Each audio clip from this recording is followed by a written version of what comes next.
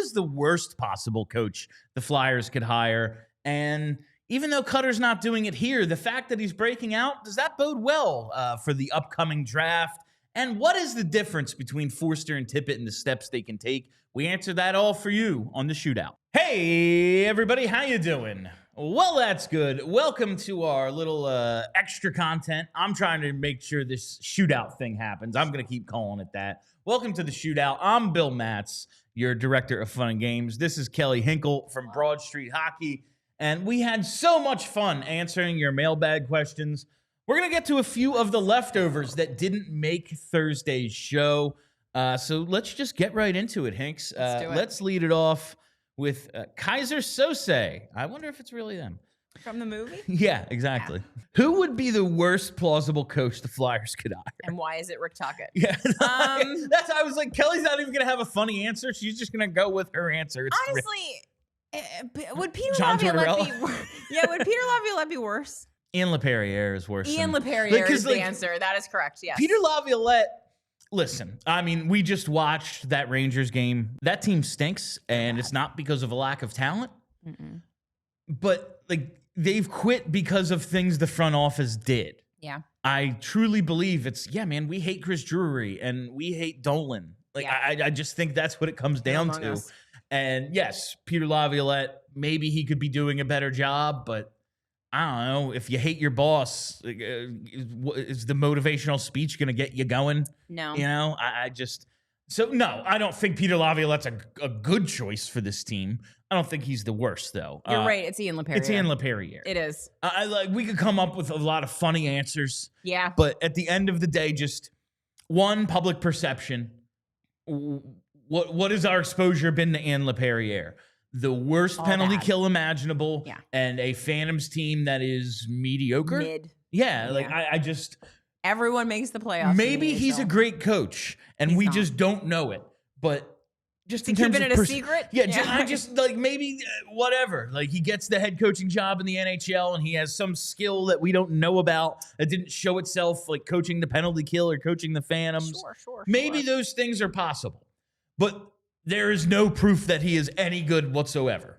No, he shouldn't be coaching the Phantoms. Like, if the Flyers are smart, they move on from that coaching staff this summer as well, but they won't. But yeah, Ian LaPerriere is the one hire that if they made it, I would probably, I can't say I'd be out. They can't get rid of me. I wouldn't be out, but I can't quit now. I'm trying to outlast them. That's the one that I would immediately be like, all right, I don't know what they're doing. Yeah. Yeah. No, I feel as if maybe they've been trying to get us out. And it's like, no, you're not going to get me to quit. You can't get rid of me. They have motivated. We are the people who hate the boss. I'm in your DMs forever, the Flyers. We are the people. We're the people who we said don't exist. We hate not the bosses here, but like we hate the Flyers. Yeah. But we'll never stop loving them. Never. Like, absolutely. You can't hurt me anymore. No, you can't make me stop rooting for you. I was in the building in 2010. Yes. You cannot hurt me.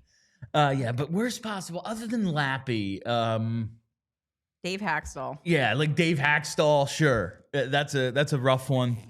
Any retread, like no more retreads. Like just the guys who've had like 3-4 jobs. It's like, okay, what are you going to show us now? Every coach that's available has had 3 or 4 jobs. That's fair. How it works. All right, let's get to this question from Jay Matthews.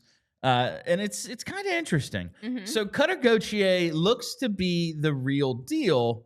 While Flyers top picks tend to come hexed, can we at least take any solace knowing scouts can spot talent? And now this is interesting because going back to that draft when they took Cutter, I liked him, but it was simply because his name was Cutter. Yeah, I wanted that. I wanted to be able to do diamond cutter references, DDP stuff. I thought that was going to be fun. Turns out his real name is William, and I find that offensive. That Dork. He's like, oh, I got some other name. No, you don't. Your name's Bill. Anyway, despite the way it worked out, it was kind of an off-the-board pick. Not off the board, but maybe a little bit of a higher, reach. Yeah. Like a lot of people thought they were going to go Jiricek.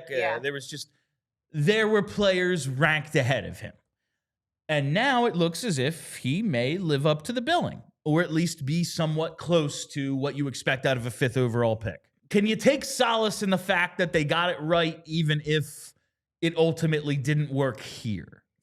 That's actually a really good point, and yes, I think you can. That's one of those optimistic people that we're not. I like that. I because I feel like there have been some questions. Like, are the scouts capable of finding dudes that are actually going to hit every single time? Because like we had a long stretch, and this may have been developmental problem. It may have been Hextall overriding. On the case now. So. Yeah, right. We had a long stretch where like nobody hit. So, and the scouting staff is essentially exactly the same. So yeah, I do think that you can probably take a little bit of solace in the fact that they picked this guy and this guy's actually good. They just apparently didn't know what a little jerk he is.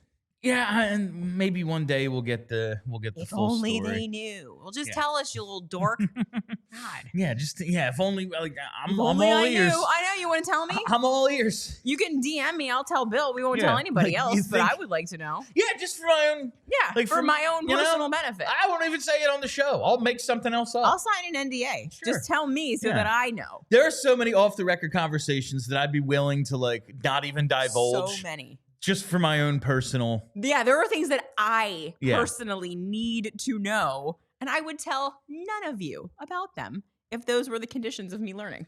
Maybe does this give you more confidence that Jet Luchenko was maybe not the right pick, but not so far away from Zeev as is perceived at this moment, maybe? Yes. Okay. I'm not. Okay, listen. Okay. I understand that Zeev is good.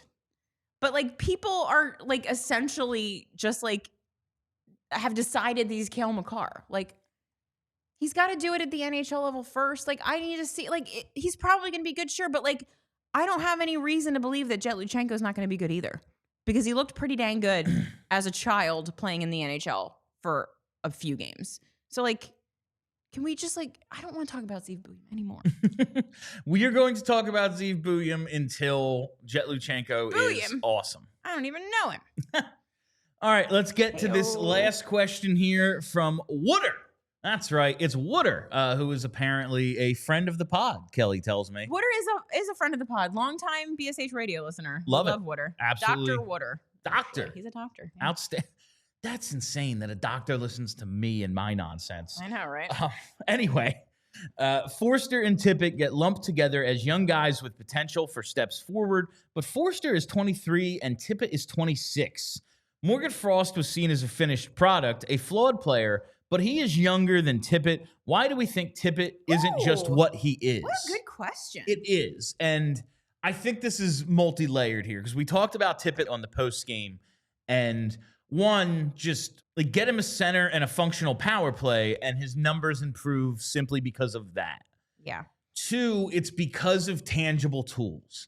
Like I never saw anything special out of Morgan Frost. After a few years of watching him, I was like, I'm sure this is what he is. And it's not like it's bad. It's just not like a number one center that we so desperately need. He is a 40, maybe 50-point middle six guy who can maybe help your power play a little and is a better checker than maybe you expect. But he's not special to me. Tippett has tools that could become something special. Now, the fact that they haven't at this age is definitely like, okay, this is what he is, but maybe we get a little more production because the team just gets better. Right. But you look at the speed, you look at the shot, you look at the size, and these are all things that you can point to and go, guys with these tools can be better than this. Yeah. And also, like, I don't know if this would affect anything, but like he never really got a shot in Florida just because he was blocked by 700 other players that were better. It was a really good team. So like maybe that has something to do with it. Like he's a little stunted because like his NHL time didn't come until a little later. Yeah, it is. I never thought about this though. It's a really good question. Yeah, like Tippett is in his prime. Forster is like entering it-ish, right. You know? And Forster, he has the steps to take, and we talked about that on Thursday's post-game as well. Like, yeah, we just need like the things he has to work on to be able to reach what that next level is are tough to do. Like, yeah, we see the shot and we see his defensive acumen, his ability to win board battles and all that stuff, drive play. And it's, okay, well, how does he score more? Well, he needs to create more shots for himself.